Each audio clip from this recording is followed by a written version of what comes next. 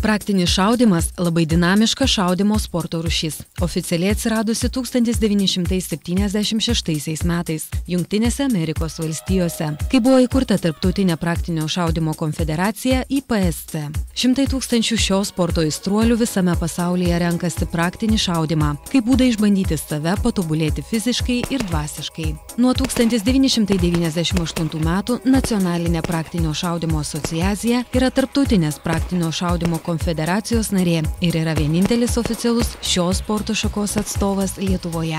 2004 metų Liepos 1 dieną asociacija ir Lietuvos Respublikos kūno kultūros ir sporto departamentas prie Lietuvos Respublikos vyriausybės pasirašė bendradarbiavimo sutartį, kuria praktinis šaudymas yra oficialiai pripažįstama sporto šaka Lietuvoje. Praktinis šaudymas, tai sakykime, pakankamai gan jauna, 30 metų gyvuojanti dinaminė sporto šaka, kuri, reiškia, pinasi kaip ir koviniai ginklai, taip ir ginklai skirti sportui. Sakykime, bet į kokį ginklą galima žiūrėti kaip į sportą arba kovinį, reiškia, yra atitinkamai 5 divizionai, kuriuose naudojami tam tikros ginklų rūšis.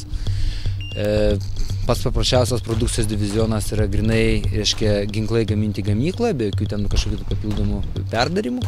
Arba, sakykime, vėlgi kitą kraštinį divizioną, tai Open, kuris leidžiamas viskas. Kiek fantazija leidžia, ir kolimatoriai, ir kompensatoriai ir taip toliau.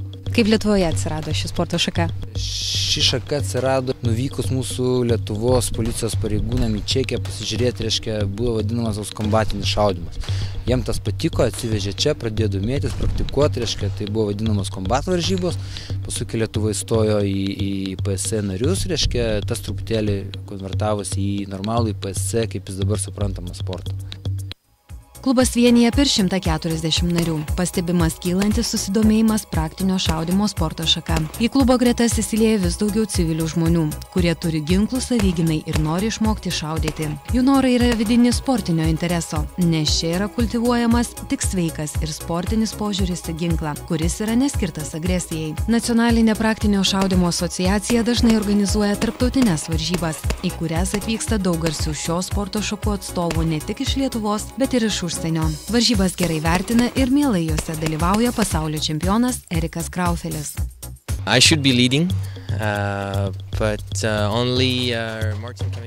Turėjau nugalėti. Mano divizione buvo stiprus konkurentas iš Čekijos, bet tik tiek. Erikas atskleidė ir savo stipriąją pusę, taip vadinamą arkliuką, greito ir tikslaus šaudymo paslaptis. Probably my head. It's all together. I'm strong in the head, strong on strategy, and strong also. I'm able to control the pressure, but also give the pressure to others. So that's a big advantage for me. Mano stiprioji pusė, mano galva. Aš stiprus strateguodamas, moku kontroliuoti spaudimą, o tuo pačiu ir daryti spaudimą kitiems. Svarbiausia būti ne geriausiam vienoje užduotyje, o būti gabiam visame kame.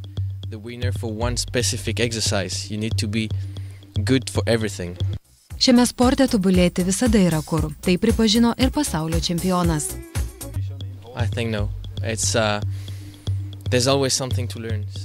Sau aš dar to negaliu pasakyti, visada yra ko mokytis ir niekas negali to pasakyti. Aš manau, jei kurią dieną sau pasakysiu, tai bus ženklas sustoti. Šiame sporte visada yra ko mokytis.